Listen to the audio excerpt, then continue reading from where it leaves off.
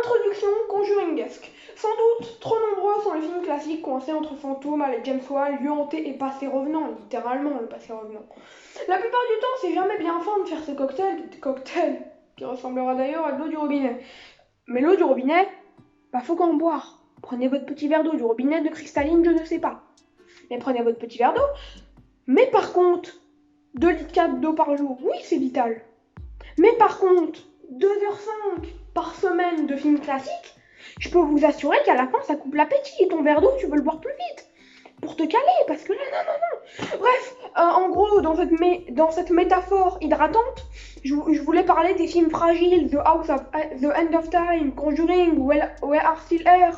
Je parle totalement de ce genre de films. Ces films, comme celui dont on parle aujourd'hui, sont extrêmement classiques, voire parfois un peu mauvais, mais avec quelques indéniables qualités. Pour ceux qui croient que tous les films sont magistraux, on critique Le Noce Dormiras de Gustavo Hernandez, une coproduction hispano-uruguayo-argentine, par le réalisateur du très bon Virus 32, sorti cette année. Elle s'appelait Dora Vigna, la patiente 101C. Grand Ours s'apparente à un journal intime écrit à la manière d'une pièce de théâtre. Des insomnies à dormir debout. Un concept plutôt fort en fait que nous donnera nos dormiras, mais qui sera jamais pleinement exploité, voire pas du tout quasiment en fait. En fait, le problème est celui de beaucoup de films, c'est qu'un film néoclassique peut vite devenir d'un bad conjugal. Je rappelle ma définition d'un film néoclassique. Le renouveau du cinéma classique, un film extrêmement classique, voire cliché, mais bon, voire très bon. Par exemple, là on remarquera que c'est pas un film néoclassique, mais qui part dans le bad conjuringesque No Dormiras, contrairement à Post-Mortem, qui lui est un autre film mais qui a réussi à échapper au bad conjuringesque pour être néoclassique. Car en réalité, si on regarde bien, No Dormiras, c'est clairement le genre de film où, comme je vous l'ai dit, le concept n'est pas du tout exploité. En fait, c'est un film classique. Pas néoclassique, mais classique. Parce qu'en fait, il y a un concept, mais ce concept, c'est une façade pour attirer le spectateur. Le concept des insomnies. D'ailleurs, c'est très très mal exploité quand c'est exploité parfois. On a même l'impression en fait que malgré les astuces du récit dont nous parlerons plus tard, Rouma Fodé, le scénariste et non le réalisateur, parce que le réalisateur Gustavo Hernandez n'est pas scénariste sur ce film. Mais Rouma Fodé, on a l'impression qu'il a fait que regarder des films pendant l'écriture du scénario, ou qu'il s'est simplement dit ça avait pas marché dans le... Ah, Conjuring 3, ça avait marché ce truc-là. Ah, mais Insidious, je peux vous dire que ça avait marché hyper bien. Si on le fait, en plus, voilà quoi, on va réussir. Bah, si il s'est dit ça, parce que je pense qu'il s'est à peu près dit, bon, la scène est très mal représentée. Mais voilà. Donc, s'il s'est dit ça, ça va pas. Et le plus attristant, c'est se dire qu'il y a de l'idée, comme je vous ai dit, c'est ça le pire. Mais ça marche qu'à 10, 15% si je veux être sympathique. L'horreur du métrage ne marchera que sur un jumpscare. En fait, je trouve qu'il y a un seul petit jumpscare qui marchera. Je suis sensible au jumpscare, il n'y en a qu'un seul qui a marché avec moi. Mais voilà. Parce qu'en plus, il y a de l'atmosphère et de la tension. Sauf que cette atmosphère et cette tension seront diluées dans tout le cliché du film dont nous parlerons encore plus tard. Et dont on va parler même un peu maintenant. Parce que, ok, admettons, t'as 30 litres. T'as 30 litres de film. Oui, c'est étrange à dire, mais t'as 30 litres de film. Tu mets seulement, même pas tu mets un demi-litre de tension et d'ambiance, qui en plus va se diluer petit à petit parce que tu vas rajouter encore 10 litres de clichés. Comment tu fais? Non, ce n'est pas une opération mathématique, c'est juste une métaphore. Parce qu'en plus, entre musique faussement flippante, spectre du fond de la classe et mannequin, l'horreur est décevante et c'est prévisible en fait, ce qui fait que je savais que ça allait pas être ouf l'horreur, mais c'est la plus grosse déception du film. Parce que clairement en plus, pour revenir vite fait parce que j'ai oublié de le noter, mais à la tension et à l'ambiance, c'est indélébile, c'est-à-dire que ça reste. Mais vraiment, tu le remarques que ça reste, que parce que le reste à côté, ça va pas du tout. Gâcher un concept qui n'aurait pas volé les Goya, mais qui aurait tout de même pu faire 1000 fois mieux que le concept de base. Je trouve ça triste, quoi, parce que même s'il n'aurait pas volé les Goya, ça aurait pu être incroyable. Doutez-vous que le long métrage est simplement un medley de clichés scénaristiques horrifiques, mais y a-t-il quelque chose à sauver? Il y en a quelques-uns, ouais, des choses à sauver.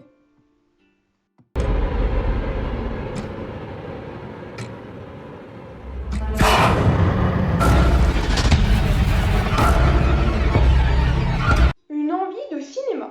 Gustavo Hernandez a réalisé Virus 32 en 2022, soit 4 ans après No Dormiras, qui est donc sorti par logique en 2018.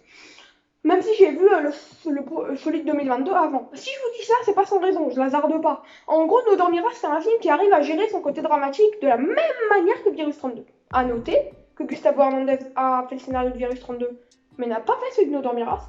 À noter que Roma, si je ne dis pas de bêtises, Fede a fait le scénario de Nos Dormiras, mais pas celui de Virus 32.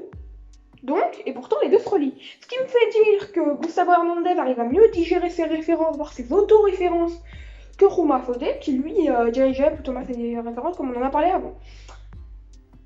Nos Dormiras, son problème, c'est qu'il garde le drame, parce que là on est sur la partie la plus positive de la vidéo. Mais pourtant il y a quelques petits points négatifs.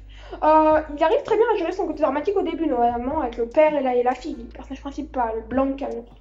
Mais en gros, on remarquera que la deuxième partie où on voit à peine le père, c'est hyper mal géré, c'est géré de manière classique. Peut-être un peu émotionnelle, émotive, étant donné qu'il y a quand même un petit truc qui s'est créé au début du film.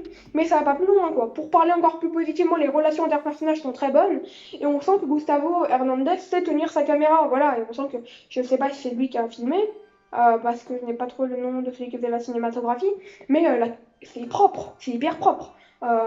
C'est indéniable. Il y a de très beaux plans, très bien faits. C'est remarquable en fait comme le réalisateur a prouvé qu'il était très bon dans ce rôle-ci, tout en se dévoilant plutôt bon scénariste dans d'autres projets. Mais c'est-à-dire que, pour continuer, comment vous dire que vous serez d'accord avec moi, j'espère quand même.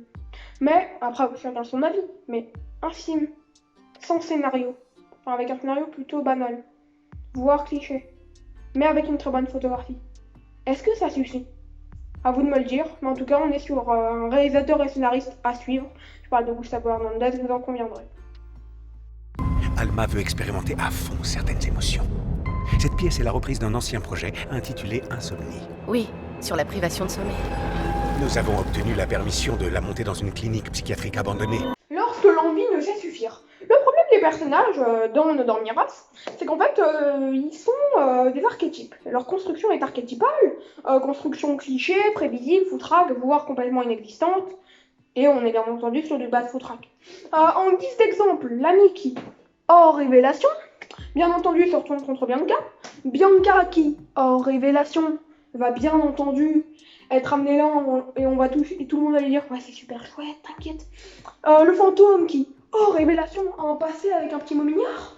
Et bien entendu, voilà. Pour la faire courte, les protagonistes sont aussi attachants que le voisin, du cousin germain, du boulanger de la ville d'à côté. Voilà, aimez-vous cette personne ou la connaissez-vous du moins?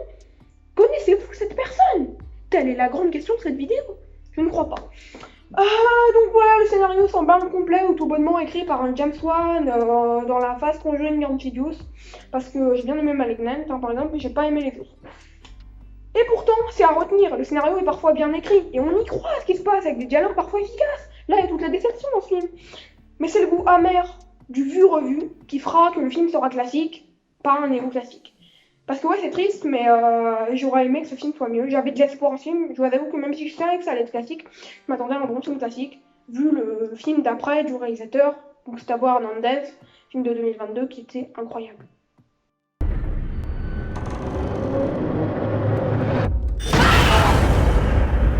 Désolé, la luminosité change complètement, mais c'est parce que le soleil se couche.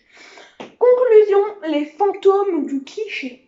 J'aurais aimé mieux car le concept avait tout en fait, ouais, c'est tout simplement, il avait tout. Mais malgré un peu de force, le film est en colossale majorité très peu original. Cela n'étonnera personne, hein, mais de mon avis, il suffit pas d'une belle photo pour faire un bon film, comme je l'ai dit avant. Il faut un minimum de scénario. Et pourtant, il y a certains films qui ont réussi le néoclassicisme. Red Screening, voilà, je vais citer dans la vidéo, ça c'est le dernier exemple, normalement. De Contanti, donc de Maximiliano Contanti. Regardez Nos Dormiras, mais ce n'est pas toujours efficace. Ma note sur 20 sera donc de 12 sur 20, vous l'aurez compris, Nos Dormiras de Gustavo Hernandez. C'est pas le film de l'année, 2018 plutôt. Il y a eu Hérédité de toute manière, donc il aurait jamais pu gagner, mais... En gros, ce que je veux dire, c'est que c'est clairement pas un film extraordinaire. Ça reste bon, moi je pense que ce film est défendable, c'est pas les films indéfendables parce que trop cliché. Les films que je vais voir prochainement, je vous les cite à chaque fois, je sais que ça doit être chiant, au bout d'un moment que je vous cite les mêmes en fin de vidéo. Rhino, Enfin, une pire skill. Voilà. Je sais pas si ça va vraiment être là où j'ai mis mes mains dans le montage, mais bref. Vous l'aurez compris, c'est la fin de cette vidéo. J'espère qu'elle vous aura plu. On se retrouve dans une nouvelle vidéo prochainement. C'était Mortomega. Et ce que je peux vous dire, c'est merci. Je vais vous remercier à chaque fois maintenant parce que je trouve ça. Et je m'oublie à chaque fois de vous remercier, mince. On est 110. Enfin, vous êtes 110, on est 111. Oh, c'est incroyable. Bah, donc, merci de vous être abonné à cette chaîne qui n'est pas la meilleure de toutes. Donc, je suis content. C'est flatteur. Ciao, c'était Mortomega. Prenez soin de vous et moi, je prends soin de moi. Et on se retrouve tout va bien demain. Je sais pas pourquoi, mais peut-être je trouverai un film à regarder peut-être. On se voit dans les prochains jours. Du moins, cette outro est déjà trop longue. Donc, je vous dis ciao.